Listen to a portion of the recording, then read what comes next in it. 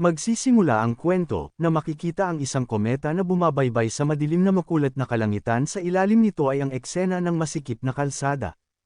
Isang pulang motorsiklo ang makikitang tumatakbo ng napakabilis. Isang binata ang nakasakay sa motorsiklo, ang kanyang itim na buhok ay nahahampas ng hangin dahil wala siyang suot na helmet o anumang protection para sa mga rider ng motorsiklo. Lahat ng ilaw ay berde habang siya ay bumabaybay sa masikip na kalsada. Tila siya ay sobrang maswerte, pero siya ay galit. Galit siya dahil hindi niya magamit ang kanyang superpower na mayroon siya, ang swerte. Habang siya ay bumibili sa kalsada, ipinikit niya ang kanyang mga mata at naisip ang mga pangyayari mula sa umagang iyon. Isang malaking audience ang nagtipon sa lupa ng Superhuman School. Nagtipon sila roon upang panuurin ang pagsusulit sa pagpasok ng paaralan. Sa entablado ay ang mga natatanging estudyanteng nakapasa sa pagsusulit sa pagsusulat. Ang mga superpower ng mga estudyanteng ito ay susubukan ngayon. Bawat estudyante sa entablado ay may nakalagay na magic ball sa harap nila. Ang binata ay kabilang sa mga natatanging estudyante na sabik na naghihintay upang masubukan. Sa crowd, isang magandang dilag na may itim na buhok ang sumisigaw para sa binata. Ang host na bumati sa mga estudyante ay nag-explain ng mga alituntunin ng pagsusulit. May 5 antas ng superpowers: White Dust, Blue Spirit, Violet Soul, Red Royal, and Sacred Black. Ang paaralan ay kukunin lamang ang mga estudyanteng nasa hindi bababa sa Blue Spirit, at ang pinakamababang antas, ang White Dust, ay hindi kukunin. Nang hawakan ng binata ang bola sa harap niya, ito ay nagniningning ng maliwanag na puting liwanag na nagpapakita na siya ay isang white dust.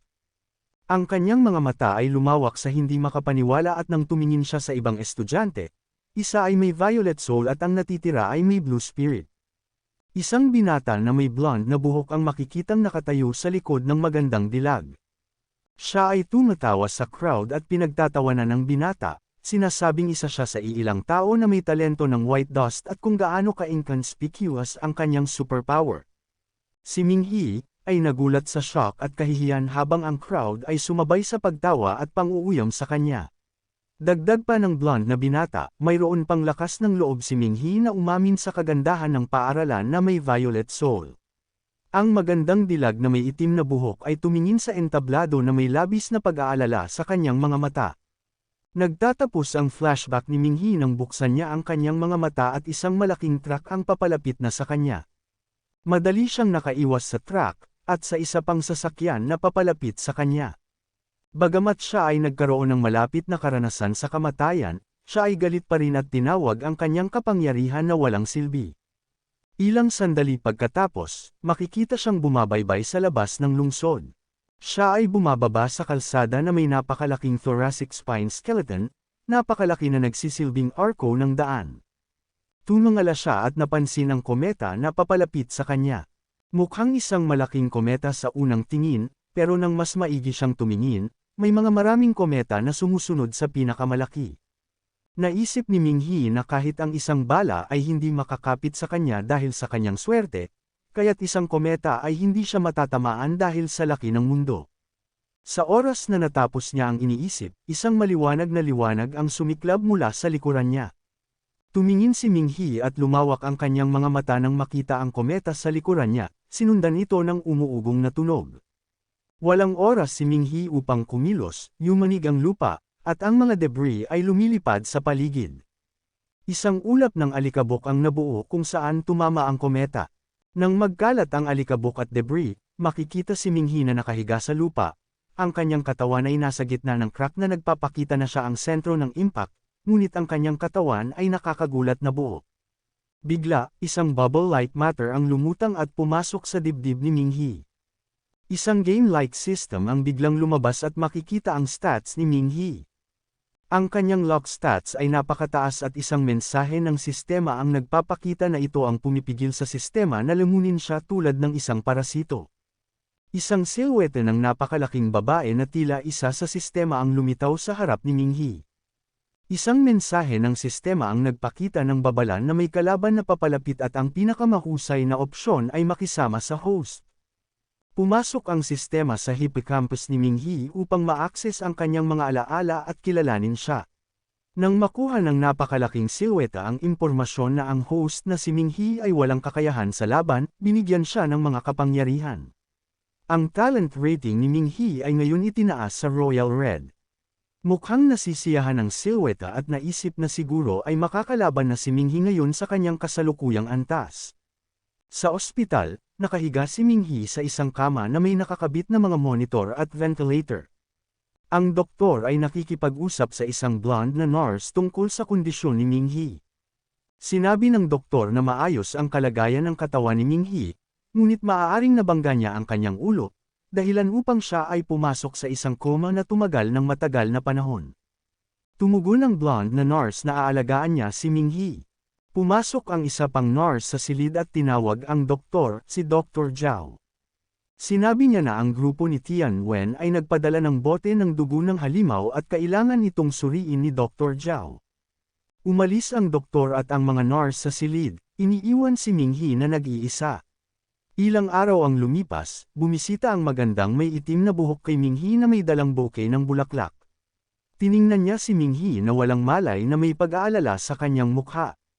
Isang buwan ang lumipas, bumisita ang binatang may blonde na buhok kasama ang kanyang mga kaibigan kay Ming-Hi, ngunit tiningnan nila siya na may pang-uuyam sa kanilang mga mata. Nagsasalita sila tungkol sa pagkabigo ni Ming-Hi dahil gusto niyang maging superhuman at kung paano dapat ay inalagaan niya ang kanyang kaligtasan kahit na siya ay nasa masamang kalagayan. Habang nag-uusap, napansin ng blonde ang isang pink na sobra at ang bouquet ng bulaklak sa tabi ng kama ni Ming-Hi. Nagsasalita ang kanyang mga kaibigan tungkol sa mahal na bayad sa medisina ni Ming-Hi at kung paano ang kanyang ate ay kumuha ng ilang dagdag na trabaho, ngunit hindi siya nagbigay pansin. Kinuha niya ang pink na sobre at binuksan ito upang basahin ang nilalaman. Puno ng galit ang kanyang mukha habang binabasa ang mensahe, ito ay liham mula sa magandang may itim na buhok na si Lu Chen, at tumugon siya sa pagpapahayag ng damdamin ni Ming-Hi. Puno ng selos ang kanyang mga mata sa pag-iisip na si Ming-Hi ay isang may kapansanan na superhuman at hindi pa nila alam kung majay gising ba siya. Tumingin siya kay Ming-Hi na may paghamak, at pinunit ang liham sa mga piraso. Lumipas ang isang taon at isang halimaw na mukhang ipis ang umakyat mula sa isang butas. Ang halimaw ay napakalaki kaya't nasira ang paligid ng butas habang lumalabas ito. Nag-buzz ang PA system ng ospital, kasunod ang anunsyo na may malaking bilang ng mga mutant na halimaw na lumitaw sa Nancheng, at ang lahat ng staff ay hinihimok na umalis agad. Nabigla si Dr. Zhao kasama ang ilang staff ng ospital. Ang mga nurse at pasyente ay nagsimulang lumipat patungo sa exit, ngunit ang blonde na nurse na nag-aalaga kay Ming-Hi ay tumakbo sa kabilang direksyon. Nakita ni Dr. Zhao ang nurse at nag-alala siya, handa na siyang sundan ng nurse nang biglang umalog ang gusali at kinumbinsi siya ng mga staff na umalis na.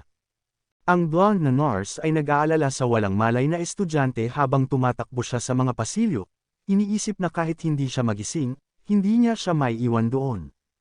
Patuloy siyang tumakbo patungo sa silid ni Ming-Hi. Isang anino ng halimaw na may mga pangil at dila na puno ng laway ang makikita sa likuran niya. Mabilis niyang binuksan ang pinto ng silid ni Ming-Hi, at nakita niyang nakasimangot siya na parang nahihirapan. Agad siyang tumakbo sa kanya, kinuha ang kanyang kamay, at sinubukang patagilidan siya mula sa kama nang may napansin siyang iba. Nakita niya ang kanyang refleksyon sa bintana na may malaking ipis sa likuran niya. Nakatigil siya sa lugar habang ang halimaw ay humawak sa kanya, sinimulang dilaan ang kanyang mukha at pinagmamasdan kung gaano siya kasarap. Ang kamay na hawak niya ay biglang gumalaw at pinagsuntok ang halimaw sa likuran niya. Napakalaki ng kanyang mga mata sa gulat, ang suntok ay napakalakas na para bang may shockwave. Ngayon ay nakaupo si Ming-Hi sa kanyang kama, nakatingin na may galit habang may aura na parang ulap na nakapaligid sa kanyang mga kamao. Sa ilalim ng kumikislap na langit sa labas ng ospital, isang kawan ng mga halimaw na ipis ang gumagapang sa mga pader nito. Biglang sumabog ang isang bahagi ng pader mula sa mas mataas na palapag at parang may lumabas mula rito. Makikita ang isang butas na tumama sa tatlong patong ng pader, at makikita na ang langit ng gabi mula sa loob. Nakaharap si Ming-Hi sa direksyon ng pader sa isang posisyon na nakatikom ang kanyang kamao. Sa harap niya ay ang nakaluhod na blonde na nurse na nagtatakip ng kanyang ulo gamit ang kanyang mga kamay na parabang ang kanyang buhay ay nakasalalay dito. Sa likuran niya ay ang halimaw na ipis na ang itaas na bahagi ng katawan ay nawawala. Ang natitirang bahagi ng halimaw ay bumagsak sa sahig ng may malakas na tunog. Nakipag-usap si Ming-Hee sa blonde na nurse at pinanatiling kalmado siya na ang halimaw ay patay na. Inabot niya ang kanyang kamay sa blonde na nurse at tinanong siya kung makakatayo ba siya. Pinasalamatan niya ang blonde na nurse, si Miss Song, sa pag-aalaga sa kanya ng mahabang panahon. Bilang kapalit, pinasalamatan din ni Miss Song si Ming-Hee sa pagligtas sa kanyang buhay at tinanong siya kung kailan siya nagising. Hindi sumagot si Ming-Hee at binago ang paksa sa pagtatanong kung siya ba ay nasa Nancheng Hospital at bakit napakaraming halimaw doon. Sumagot ang nurse na sila ay naabisuhan ng mga nakatataas na ang isang kontaminadong likido ay pumasok sa mga imburnal ng lungsod, na nagdulot ng impeksyon sa mga parasito at nagdulot ng mutation. Tinanong ni Ming-Hee ang tungkol sa ibang staff sa kalapit na mga silid.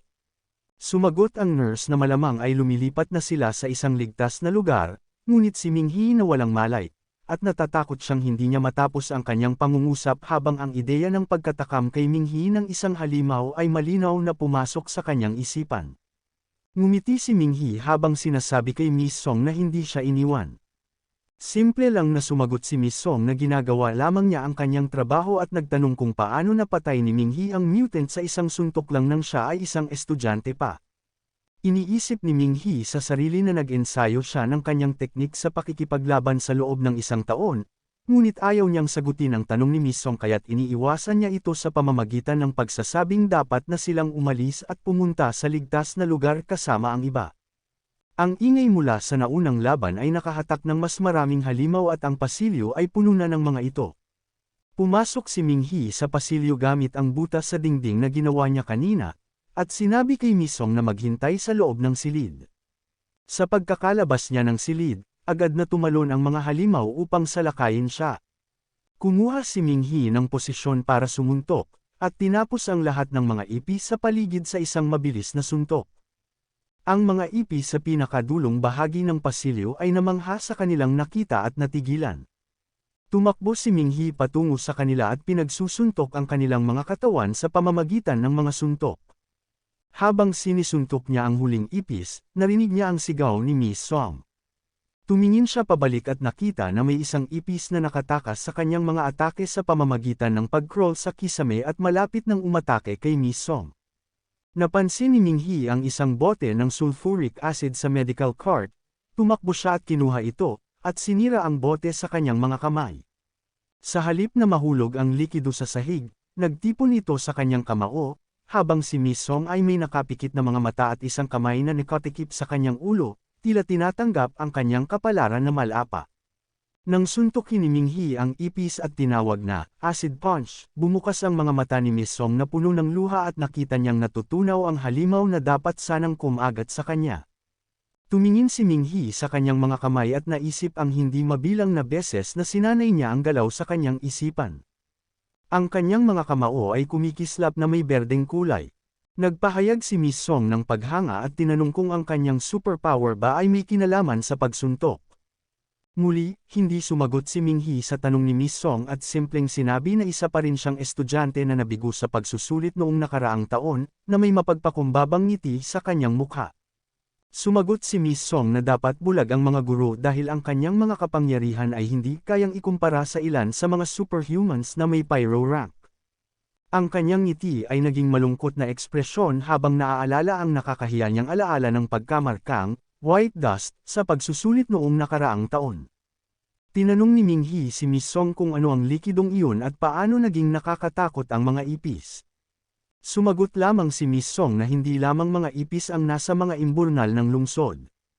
Nag-agree siya at nagpatuloy na nagtanong kay Miss Song kung mayroon pang sulfuric acid dahil ito ay kapakipakinabang sa gilid ng bundok kung saan nagtatapos ang mga imburnal sa isang ilog.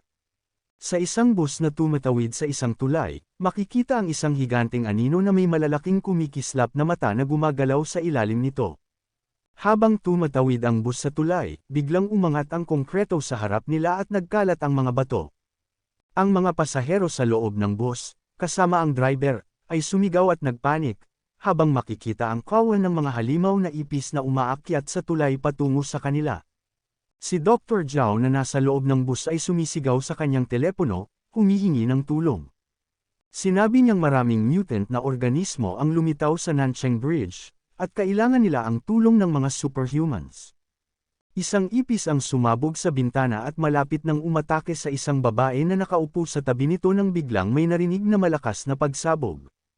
Isang lalaking nakasuot ng cowboy outfit ang lumitaw at nakatayo sa bubong ng bus, may suot na badge na tila para sa mga superhumans at may hawak na rifle sa bawat kamay. Ang bawat rifle ay may usok na lumalabas mula rito, na nagpapahiwatig na ito ay pinaputok na at napatay ang ipis na nakasandal sa bintana ng bus. Ipinakilala niya ang kanyang sarili bilang isang pyro-rank superhuman habang pinapayapa ang mga pasahero sa loob ng bus. Patuloy siyang nagpapaputok ng kanyang mga rifle habang sumisigaw sa mga halimaw at sinasabing mamatay sila. Sumigaw siya na hindi mahalaga kung gaano karaming halimaw ang dumating dahil ang kanyang kapangyarihan ay walang hangganang mga bala. Isang ipis ang nakalusot mula sa ulan ng mga bala at malapit nang kumagat sa kanyang paa. Ngunit siya ay tumalon at umiikot sa hangin habang patuloy na nagpapaputok ng kanyang mga rifle. Lumapag siya sa bus sa isang cool na posisyon na nakabentang isang tuhod. Nagtaka siya at nagbago ang kanyang ekspresyon habang lumalaki ang kanyang mga mata nang maramdaman ang isang malaking anino sa itaas niya. Nang tumingin siya sa itaas, sinalubong siya ng isang higanteng daga na halimaw. Ang mga mata nito ay malaki at kumikislap at ang mga pangil ay nakataas at handang umatake. Umungal ito at umingay, nagiging sanhi ng paglabas ng laway nito sa hangin. Isang malaking hampas ang tumama sa bus, lumilikha ng malaking butas sa bubong nito. Ang mga mukha ng mga pasahero ay nagbago at puno ng takot habang nakita nila sa butas na ang halimaw na daga ay kinakain ang katawan ng superhuman habang ang kanyang badge ay nahulog sa bus. Nagsimula silang sumigaw ng tulong ng sabay-sabay. Sa isang kagubatan malapit sa ospital, makikita si Miss Song at Ming He na nakaluhod sa likod ng isang puno. Tinanong ni Miss Song si Ming He kung may sumusunod na mga halimaw sa kanila, at sinabi ni Ming He na sa ngayon, wala namang sumusunod sa kanila. Nang papalabas na sila, may napansin si Miss Song, isang bus na nasusunog sa gilid ng sirang tulay. Sinabi ni Miss Song kay Ming He na malamang ito ang huling bus na umalis mula sa ospital at tiyak na lahat ng sakay nito ay nasa panganib. Biglang nagkaroon ng isang buzzing sound mula sa isang handheld radio malapit sa kanila, na ikinagulat ni Ming He. Ang boses mula sa kabilang linya ay nag-anunsyo na may isang malaking mutant na daga na lumitaw sa Nanchang Bridge. Si Pyro-Rank Twingan ay nawala ng lahat ng vital signs, at walang rehistradong superhuman na malapit. Kinuha ni Ming He ang radio at tinanong ang tao sa kabilang linya tungkol sa impormasyong may kinalaman sa higanteng daga. Sumagot ang tao na mahina ito sa apoy, at tinanong si Ming He kung siya ba ay isang superhuman. Sumagot si Ming He na siya ay isang mag-aaral sa high school na hindi nakapasa sa entrance examination ng superhuman school. Nagpanik ang boses sa kabilang linya at mariing pinaalalahanan si Ming He na huwag maging bobo dahil ang higanteng daga ay isang general rank monster, at walang silbi ang mga teoryang natutunan ni Ming He tungkol sa mga daga.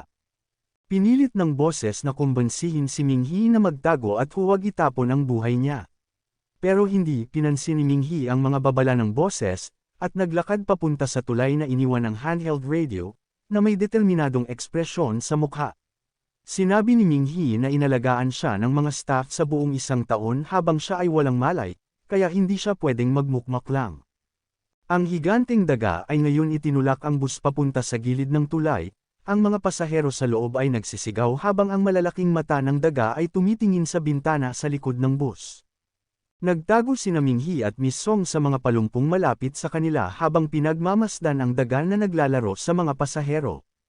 Nang susubukan ni Ming He na lumabas mula sa kanilang taguan at pinaalalahanan niya si Miss Song na magtago, pinigilan siya ni Miss Song at sinabing baka siya mamatay. Ngumiti si Ming He at sinabing kapag may pasyente na nanganganib, hindi titigil ang staff na tumulong at manood lang. Pagkatapos ay tumalon siya mula sa mga palumpong at tumakbo papunta sa higanteng daga.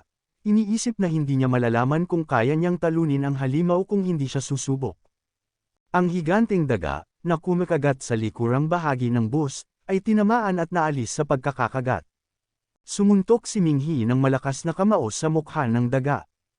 Habang lumalaban si Ming-Hi sa higanting daga, iniisip niya kung paano naging kasing laki ng mga hayop na ito at kung siya ba ay matamaan, mababali ang kanyang mga buto at mawawalan siya ng kakayahang lumaban. Nagpasabog ng mga atake ang higanting daga, mga kalsada at sasakyan ang nasira at nagliparan ang mga debris. Patuloy na iniiwasan ni Ming-Hi ang mga ito, iniisip na ang mga daga ay napakabilis, at hindi siya pwedeng matamaan kahit isang beses. Tumakbo si Ming-Hi patungo sa isang grupong abandonadong sasakyan sa kalsada upang iligaw ang atake ng higanting daga mula sa bus. Sinubukan ng higanting daga na kagatin siya, ngunit isang sasakyan ang kanyang kinagat. Nakita ito ni Ming-Hi bilang pagkakataon, at binigyan ng isang malakas na suntok ang daga. Ang impact ng suntok ay nagdulot ng malakas na hangin, at parang shockwave ito. Nang hamupa ang alikabok at mga debris, nakita ni Ming-Hi ang higanting daga na nakahandusay sa sira-sirang kalsada. Habang papalapit siya sa daga na tila wala ng malay, inilabas niya ang mga kamay na parang maghahanda ng pangwakas na suntok. Pero bigla siyang huminto nang maisip niyang ang mga matatalinong hayop tulad ng daga ay kadalasang nagpapanggap na patay. Nagbukas ng mga mata ang daga at bigla itong umatake kay Ming-Hi, ngunit nakaiwas siya at ang daga ay kumagat ng isang sasakyan sa gitna. Tumakbo si Ming-Hi sa mga sasakyan habang ang higanting daga ay tumutok sa kanya, pinapadapo ang mga sasakyan at nagliliparan ang mga ito. Nasa isang matinding sitwasyon si Ming-Hi, dahil ang lakas ng kanyang mga suntok ay hindi sapat upang patumbahin ang halimaw. Isang sasakyang nakatagilid ay nag-leak ng gas at napansin ito ni Ming-Hi. Nagsimula siyang tumakbo patungo sa mga sasakyan at binuksan ang kanilang mga gas tanks upang tuksuhin ang atake ng daga, na tinamaan ang mga sasakyan. Tumatagal ito ng matagal at napagod na ang higanting daga, dumudura at humihingal na tinitingnan si Ming-Hi, na hawak ang lighter mula sa isang distansya at tila handa ng sindihan ito. Lumabas si Miss Song mula sa kanyang tagwan at mabilis na nagtungo sa bus upang tingnan sina Dr. Zhao at ang iba pang mga tao. Nagulat at natuwa si Dr. Zhao nang makita si Miss Song na nakaligtas mula sa ospital. Tanong ni Dr. Zhao kung tama ang nakita niyang ang superhuman na tumulong sa kanila ay naka-ospital na uniforme. Nang marinig nila ang malakas na pagsabog, ang mga sasakyan sa paligid kung saan naglalaban sina Ming-Hi at ang higanting daga ay sumabog. Ang lugar ay naging apoy, at makikita sa mukha ng higanting daga ang takot. Nasa gitna ng apoy si Ming-Hi, ang kanyang kamao ay sumisipsip ng apoy. Sinuntok niya ang daga gamit ang kanyang nag-aalab na kamao at tinawag itong Blazing Punch. Ang kanyang suntok ay nag-clear ng daan sa harapan niya, ngunit ang daan ay nag-iinit. Masaya ang mga staff nang makita nilang napatay ang higanting daga. Doon nila napagtanto na ang taong nagligtas sa kanila ay nakasuot ng ospital na uniforme. Isa sa kanila ay nakakita kay Ming-Hi bilang isang estudyante na nasa koma ng isang buong taon. Sinabi ni Miss Song sa mga staff na ang pangalan niya ay Ming-Hi, isang estudyante na hindi tinanggap sa Superhuman School.